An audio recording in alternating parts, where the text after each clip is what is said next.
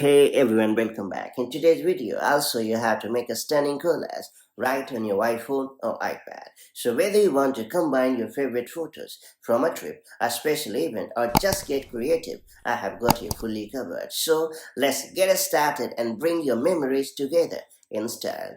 It's worth pointing out that in this handsome guide, we are going to use the popular photo app to create a photo collage. Don't worry, the app is available for free and works like a charm. So first, download the photo app and launch it. After that, you have to choose the collage icon at the top. And then you have to choose the preferred layout. After that, you have to select the images from your camera roll. And when prompted, make sure to allow the app to access your photo library.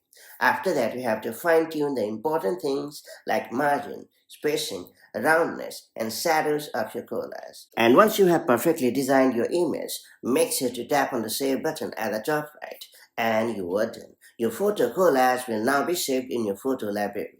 Now you can choose to share your awesome collage with your dear ones or blast them on your social networking sites. And that's pretty much it. If you found this video helpful, make sure to like and share it and do subscribe for more such handy iPhone and iPad tips and tricks. Now I'll catch you up in the next one. Take care. Bye-bye.